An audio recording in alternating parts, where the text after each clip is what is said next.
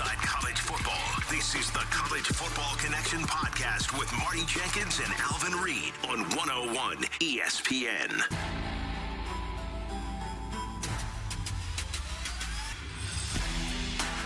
Week 8, hit us with it on the College Football Connection. Bradford Brunts, Marty Jenkins, Alvin Reed. Gentlemen, the whole band is back together. We have the heavyweights coming right around the bend. UT, Georgia, Alabama, Tennessee, among others. How are we feeling today? Man, I'm fired up, baby. Let's go. It's a big homecoming weekend. How about for that? The University of Kansas playing in Arrowhead Stadium against Houston. We ain't got to talk about that mess. That's two teams that just did not fulfill the promise of a promising season. But, hey, a lot of good games this week. This is the week. Last week was solid. This week brings some how can we say, bowl playoff ramifications this weekend. I'm still trying to come down from last weekend. Where do I begin? That was absolutely incredible. Obviously, Oregon, Ohio State, but so many matchups across the board may end up being the best Saturday of the season, unless these two heavyweights this weekend, these two heavyweight games can trump that. And we will get to those in just a minute or so. But, Marty, since you are the resident numbers man, last weekend pushed our record, our cumulative record, a few more games above 500, yes? Nueve, I think we're 9 games above 500 right now, and more importantly, we're trending in the right direction. The last few weeks, we've had winning weekends.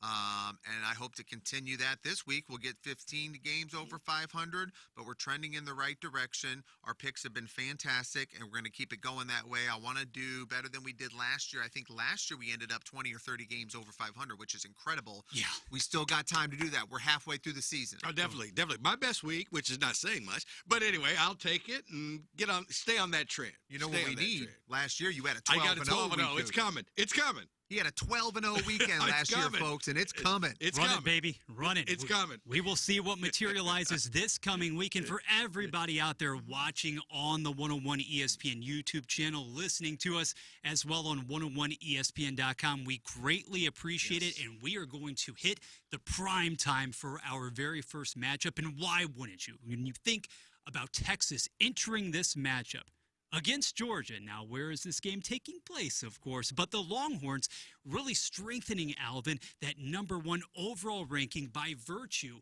of another huge victory over Oklahoma last weekend, and it wasn't much of a contest. Marty and I talked about it last weekend, actually on the heels of that 34-3 victory, Red River Rivalry Round 1 in the SEC. Ewers came back, gentlemen. He didn't have to do a heck of a lot coming back from the abdomen ailment. 199 yards, but that Longhorns defense, it looks stout, and it looks as if it could really wreak some havoc against Carson Beck, who is experiencing a number of different issues this year, Marty, with the turnovers. Unexpectedly, 5 picks to this point, and at the same time, when you look at this line, Texas at present favored by 3.5. The over-under at last check as well, 56.5. It's still difficult to look at this matchup on paper, I think, and say, the Bulldogs really underdogs by a few? What a dandy. Well, I think the turnover situation is going to continue because I've had a few people text me about that. I'm not completely sold on Texas and Ewers, but I will be after this weekend. So when they're going up against this defense here, and I know they gave up a lot of points against Alabama, and they haven't, I think we're seeing a trend, teams not rising to the competition they're playing on a weekly basis. But when I look at Georgia, they got hyped for the Bama game. I look at other teams. Alabama got hyped for the Georgia game. Tennessee got hyped for the Oklahoma game. I think the teams, the players are just rising, and I think this weekend Georgia is going to rise to this occasion, this environment. I think Georgia's defense is going to be on full display. I like them, the defensive line, over Texas's offensive line. Okay. But let me tell you this. It went from 55 to 56.5. Is that where y'all got it at, 56.5? Yep. Yeah. Okay. 3.5. I think Starks and the Georgia secondary, is going to finally have a game where they put it all together. I really, really like the under in this one. I think Ewers struggles in this game. I really do. I love Georgia to win this one and the under. 31-24. Go Dogs. I'm sorry.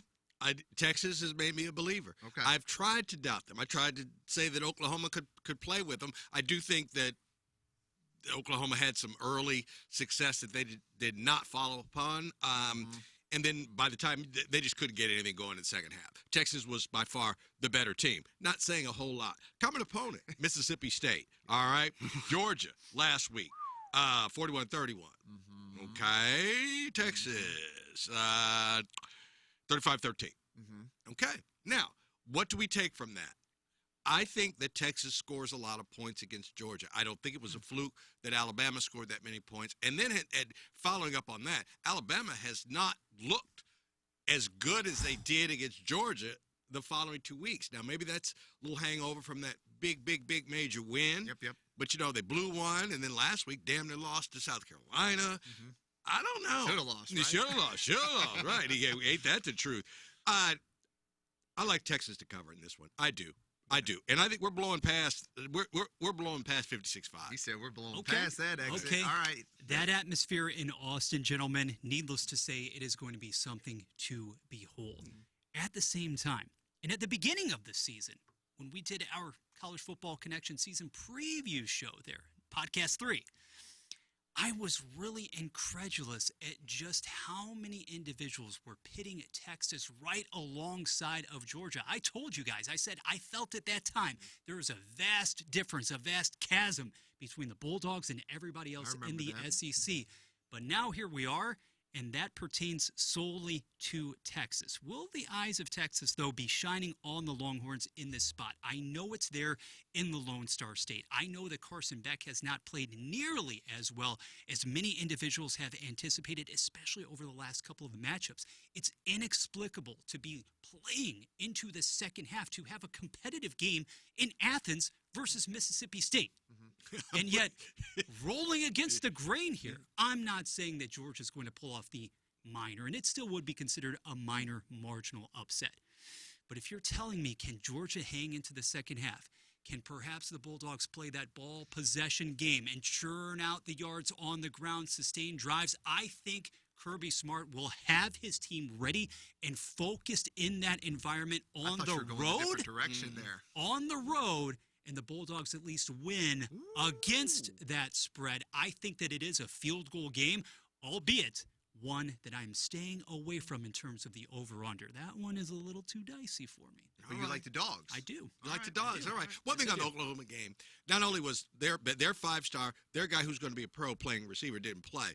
They had 4 other guys out. They literally played, they played at least one guy that's going redshirt. That they said you got to play Saturday, and you're not going to play anymore because we didn't plan to play you at all.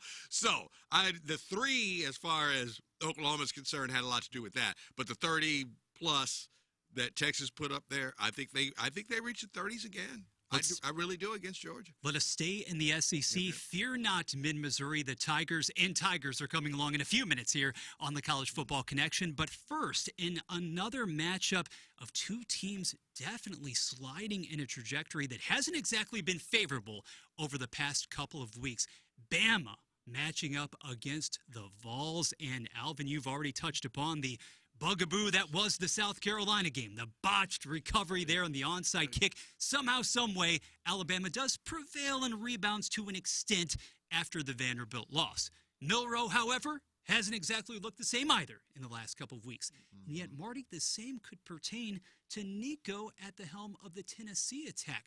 Somehow, some way, for the Volunteers to have been pushed into overtime at home versus Florida, and also ran, if we've ever seen one in the SEC, that was shocking to me, and that came on the heels of succumbing to Arkansas. All of a sudden, I have real doubts about Tennessee entering this game and the Crimson Tide being 3-point favorites. That doesn't surprise me in the slightest. I'll tell you what, Nico has looked like a freshman recently on a number of occasions. All right, this is at 2.5 and 55.5. That's what y'all got it at, right? Yes. Okay, this scene is big. Neyland's gonna be rocking. Place is gonna be going absolutely bananas.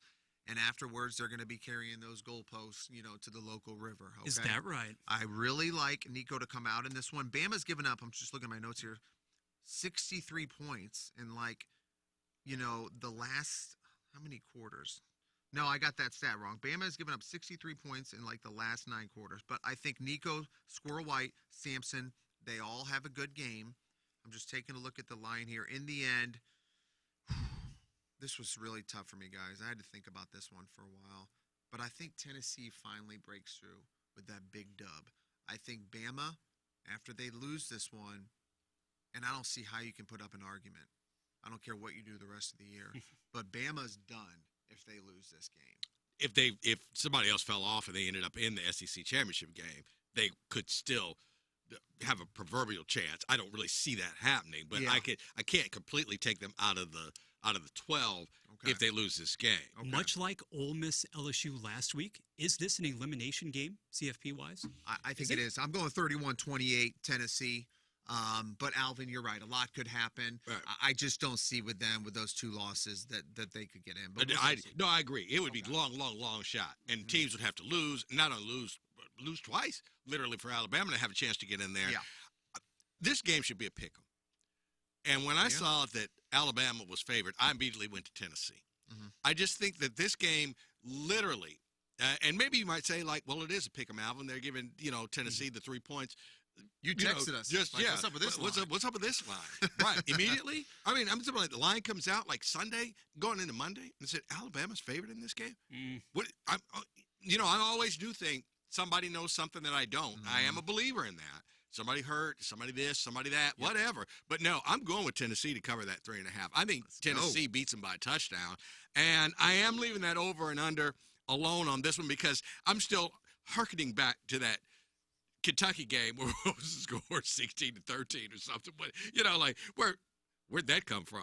I think that could happen this time, too. I think that's way too many points, but at the same time, I'm just going to leave that alone. But I think Tennessee covers. I do. I firmly believe that we, as well as so many of the so-called pundits and experts, prognosticators across the land, we're underestimating the degree to which the lines up front will determine and dictate the contest and the way in which this will unfold. Until proven otherwise, I am going with DeBoer's group, especially with that O-line. If there's one area, and yes, you could say there's also been some inconsistency therein, but if you're asking me in the second half of this contest, and I think we all agree it's going to be a close game. It's going to be a close game into the second half. Give me the group that is going to be able to more consistently and regularly blow the opposition off of the football at the point of attack. I still believe in Alabama to do that, and the singular athlete that is Milroe at quarterback. Ryan Williams was almost a no-show last week, and now if you want to credit actually what South Carolina's defense was able to do schematically to make it so, however you want to slice it, that young man is going to be the difference maker over the top in the second half. I understand we're talking about Rocky Top. I understand where this game is being played. Once again, I'm staying away from the over-under here. Nonetheless, Alabama wins this game by a tutty. Roll Tide. Roll Tide. All right. I stand alone on this one. I'll tell you what. We'll revisit the regular season. I know once we get to the bowl season.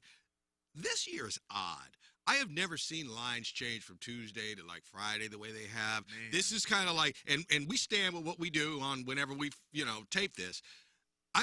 It's really odd. And I've read that it could have something to do with more states have legalized gambling. Yes. So more people are involved and they get involved late. Sure. Nobody's, putting their money down on Tuesday. They're waiting, things like this. But this has been an interesting season, and you look at things, like Army, Navy, both in the top 25. How does that happen? I don't care who they play. That never happens. All right. You're looking at USC could be almost a lock to be in the college football playoff if they made like 3 more plays. But right. So it's just a real oddball kind of thing that's going on. But with that being said, that kind of leads me to stay with Tennessee on this game because that old school stuff, man, that Alabama's better than everybody else. They're just going to knock you off the ball and they're going to say, like, I don't know. It's just like whoever shows up to play that weekend. Yep. I think you bring up some great points, and we have seen, the seismic shifts in lines. And I think it is a lot with the states legalizing it. I really do.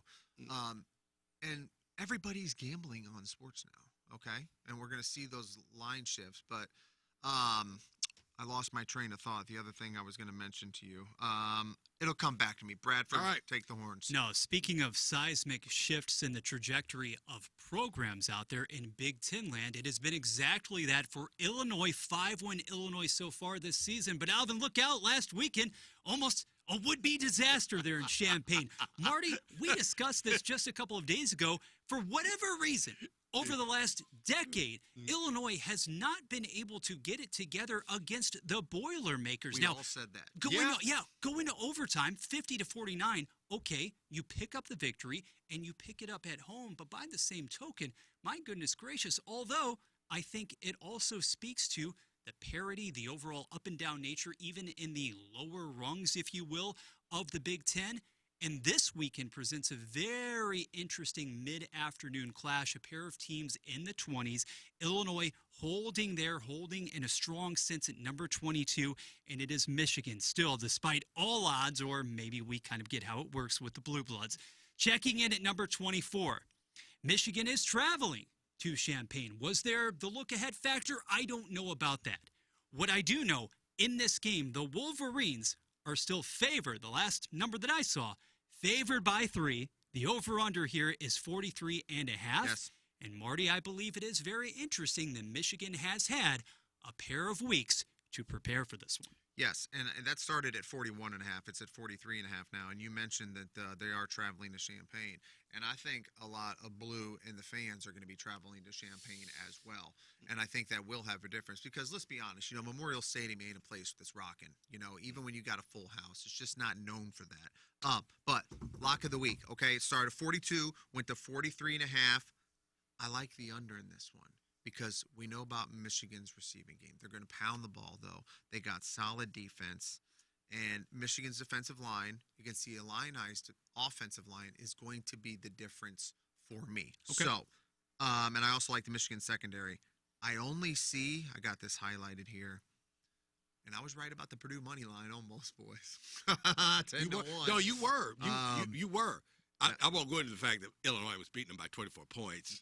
True. And I thought it was going to be blowout city. Right. In Small fact, detail. when you sent me the text about, Illinois, I had to, go back and look. Because the last I looked, I was paying no attention to the Illinois game because they was stomping them. Yeah. I had no idea any of that transpired. Right.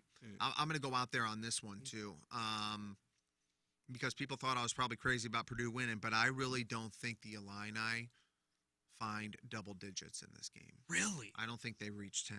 I think they're completely shut down, and I think Michigan not only gets, some more receivers involved. We know about that core. I think they have their breakout game. I love Michigan, and I love the over in this one, and I think it's blowout city, and the Illini fall out of the top 25, and they do not ever get back in this season. Ooh, All right, let now the you said spiral continue. you said over when you were first were talking. Michigan in the over. All right, okay. All right, okay. I thought you had said the under. I'm not holding to you. I just want to make sure that you. No. I have my what you notes. No, I have my notes wrong here. Michigan, because they're going to shut them down. We're not seeing single digits. I made an audible here in the middle. So Michigan and the over. Okay, all right. My bad. All right, I'm with you on the Michigan, but I'm with you on the under, though. Mm-hmm. All right, I think it's an under. I think Michigan, boy, I think Michigan is better than Illinois is.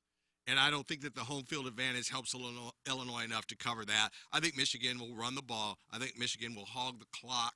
I still think of myself sitting in that stadium the second week of the season, and I'm not saying that Illinois has been doing it with mirrors, but I still came away from that game and other games in that I thought that Illinois put up a scrap. I don't think Illinois was as good as Penn State, even though they hung. I didn't, they were better than us, like I say, in week 2, but could have lost that game. And then last week, I don't know what that was about. I really don't.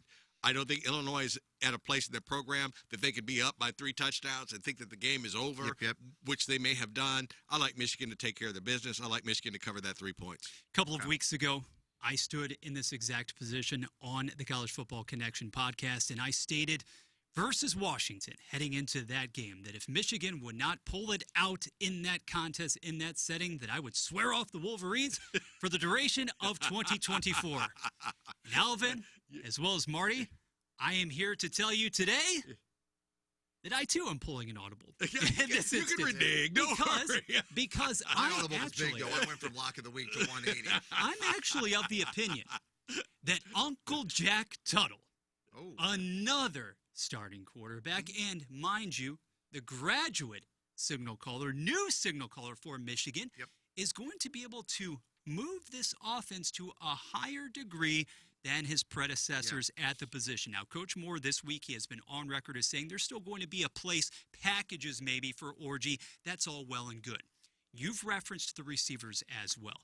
Now, let's not kid ourselves. Wolverines aren't going to march up and down the field consistently in this game for a full 60 minutes, but I'm taking into account that figure of 43.5, and I'm taking into account how explosive for a good portion of the season Illinois has been offensively. I don't love the defense over the last 6 quarters either, and I'm going over in this game, as a matter of fact. Now, I also think that the Wolverines figure out a way to claim this contest by a touchdown and maybe more, but Illinois is going to have to show me in this spot that it is a rough and tumble team, that it can go hat on hat in the proverbial trenches and beat a program that I do believe, like you, Alvin, altogether still superior. And I think Penn State's going to play everybody within a touchdown.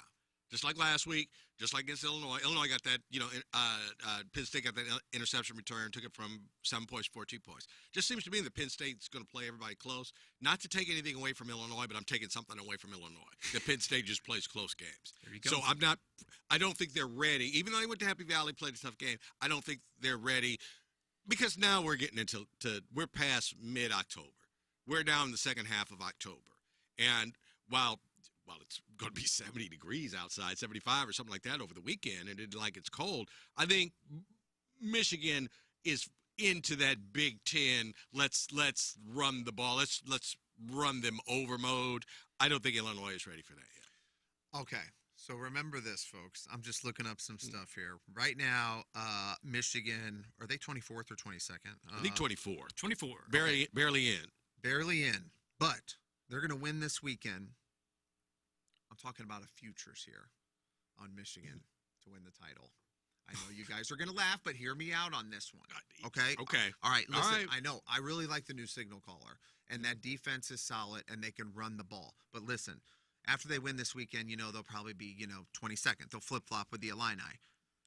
They host Oregon in a couple weeks, and Oregon has had some duds this year.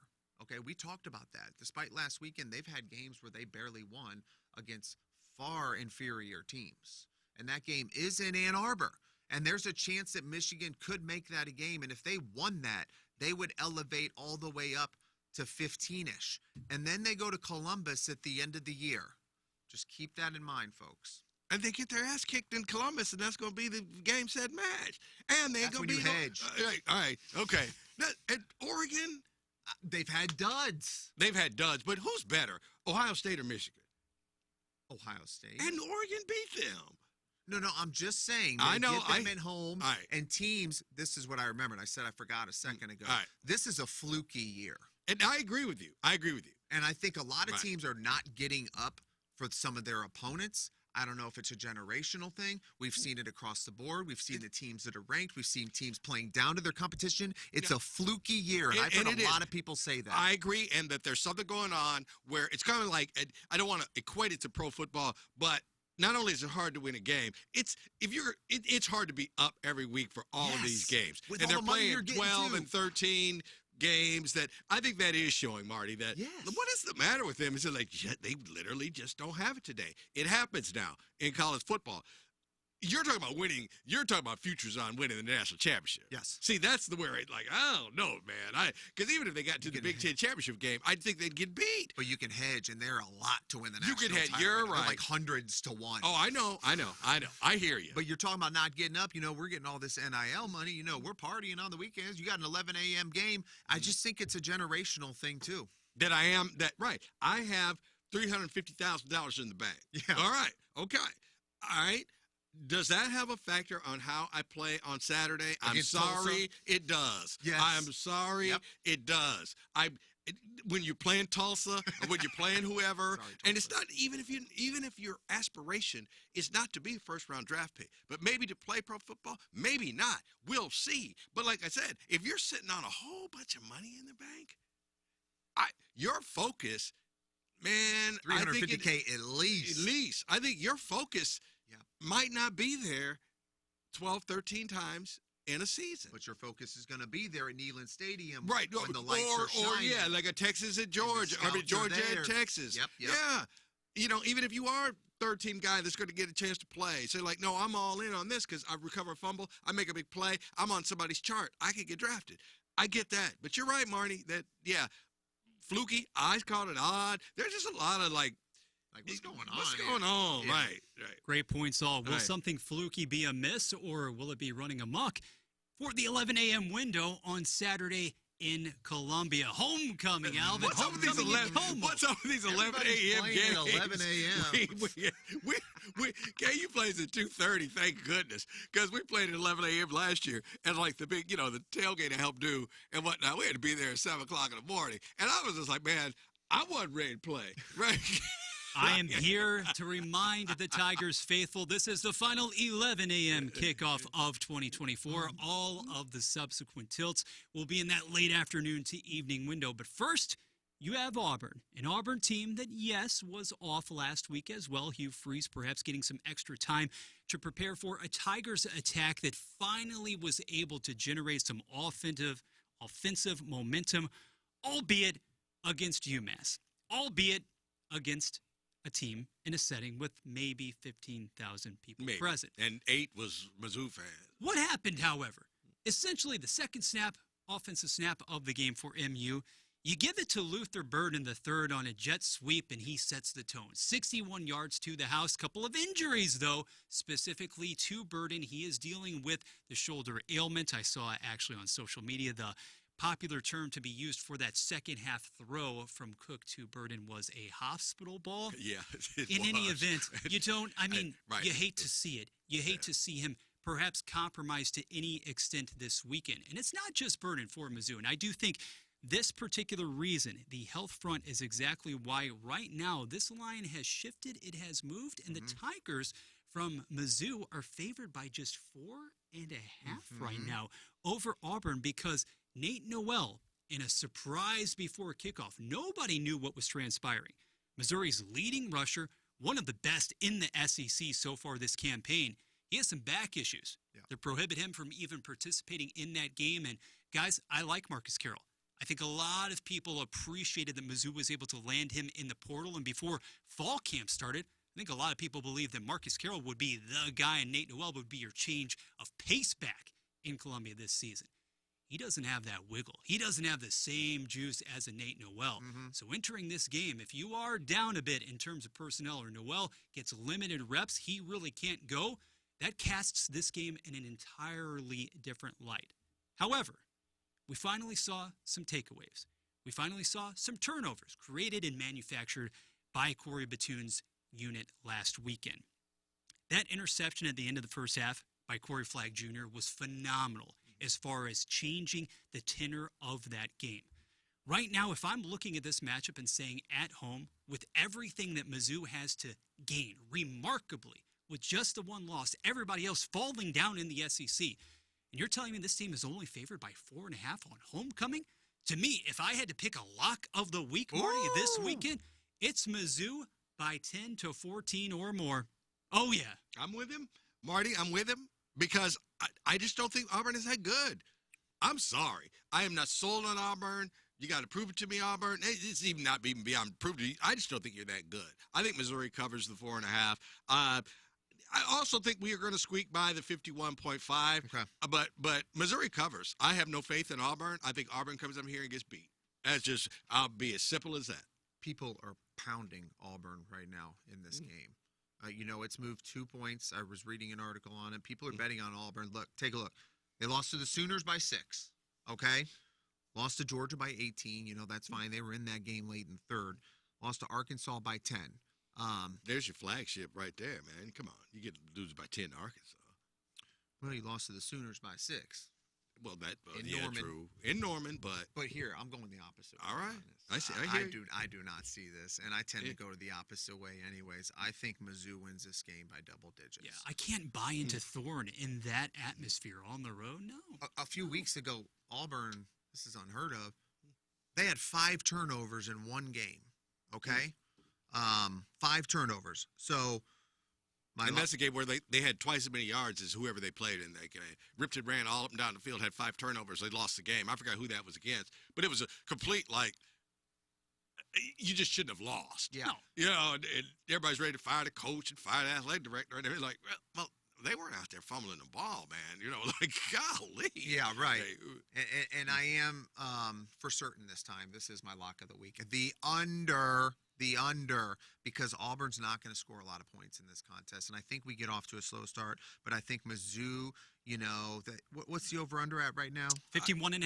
Yeah, I think, Mizzou, 24 to 30 points. Yeah. And Auburn don't score that much. So give me the under as a lock of the week in MIZ. I could envision getting into the higher 40s, but I'm with you along those same lines, Marty. Give me the under in this contest as we put a bow on the SEC proceedings for this week in the College Football Connection on the 101 ESPN YouTube channel and 101ESPN.com. Bradford, Marty, and Alvin, we have one more pick to conclude the festivities today, gentlemen. Bloomington. And it features the Nebraska Cornhuskers not favored in a game for the first time actually this season. Interesting there, considering the level of competition. I guess you understand it.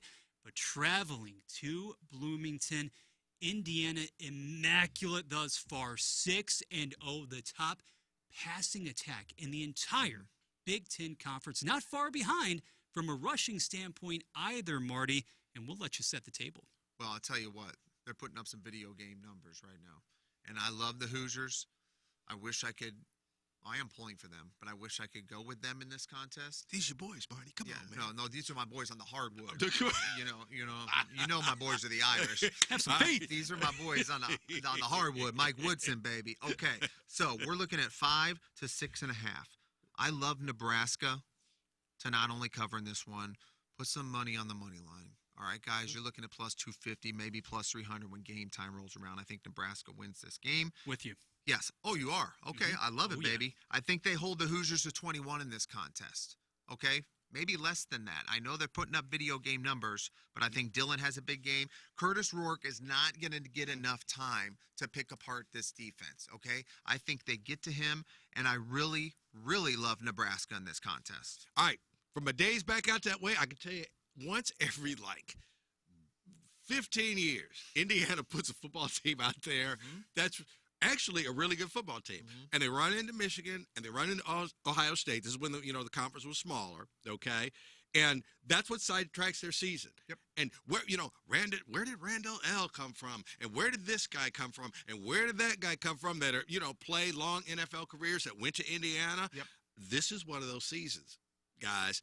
And Indiana is going to put one on Nebraska. Put it on. They are going to be undefeated still after this game, and then they'll head in to the balance of the schedule. Will lose probably to who they are supposed to lose to, but I'm telling you, Nebraska is going to run into a buzzsaw. Woo! And Indiana is going to cover that 6-5. Okay. And they're going to say that we are a really, really good football team. We are not just bedazzling people. We are actually good. Our offense is this good, okay? Our quarterback is this good. Nebraska, what has Nebraska done that has been all that impressive? Beat Rutgers by 7? Right. They schooled Colorado, but so what? You think the table's set for them to be 9-0 when they host the Michigan in Bloomington? Who do they got? Who do they got after this week? Winnable games. They host Washington and they go to East Lansing. But see, there's your rub. Washington comes Trap here, game. And fools around, beats them. You go up to Spartanville and they got nothing going on, but it's a road game and it's cold, it's icy. Or don't want to be there. You don't want to be there. Something good. They can stub their toe, but it is not this weekend. And once again, if you look at it, man, the weather across the country is going to be fantastic. So you won't have that element. So go out there and get after them. I think they get after Nebraska. I really do. I got a little faith in Indiana. I think Indiana does cover that 6-5. I'm going to leave that over under alone, though. Okay. 55. off the top of my head, and that's 50.5, off the top of my head, I think that's a little low, but I just don't know how many points Nebraska's going to put on the board. Okay. So I'm not confident with that one. I, too, will leave the 50.5 figure alone, set it off to the side. Gentlemen, Matt Rule relishes this opportunity to be the underdog in this spot, and I think the program as a whole is fully cognizant of the magnitude of this game. Think about the upcoming opponents, okay? If you don't knock off Indiana the following week, you have OSU on the schedule already. And a couple of weeks after that, you have to travel out to Cali and meet USC. At what stage is that Trojans program going to be right then? But it could go south in a hurry. Right now, looking extremely positive. Nebraska in this game. I will take the Huskers, somewhat lamentably, to actually win straight up here. But I'm going to stay away from that over-under, absolutely. But the Huskers get it done on a mammoth Saturday to come. Oregon actually plays on Friday this week, if I'm not mistaken, too, guys. So, the number 2 team in the land. Basically, just lock it in, strap it in from Friday all the way through late Saturday night because it's going to be a barn burner. Let's go. Absolutely, absolutely. But I'm telling you, Indiana, they do a little something. You like them this year. I like them in this game against Nebraska. Yeah. I told you, the Alabama just being favored in that game against Tennessee was like, kind of what's up with that. When I saw the 6.5, I'm like, you're not giving Indiana enough. You're just not giving them enough juice. I understand that that's pretty high, but at the same time, I'm just thinking like, I don't know, man. Somebody sees the same thing I do. That Indiana's a better football team than Nebraska is right now. You mentioned last weekend, and that's another thing. I'm just my focus right now is on Illinois, Michigan, as you mentioned that opponent. I think Illinois, they put so much juice into last weekend. That triple overtime, 50-49 or whatever. Folks, I'm telling you, Michigan blows the doors off of Champaign. Right. I'm with you on that one. I got Michigan to cover. We have some certainties. We have some different matchups to lock in, and we have an unbelievable buffet of games on tap. Week number 9. Guys, we're about to pass the halfway point. You can feel it outside. You can feel that crispiness right in the air. It's downright chilly at this juncture. I got the pea coat today. But it sets up for a beautiful weekend of football across the land. As always, appreciate your watching and listening as well on the 101 ESPN YouTube channel and 101ESPN.com. My man, Marty Jenkins, give us that X handle. Marty, 101 ESPN. And Alvin Reed. A.A. Reed, Jayhawks at X. And I'm Bradford Bruns at Game of Bruns. Have a wonderful weekend digging in, devouring the football, all that pigskin, and we'll be back with you in just a matter of days. Until next time.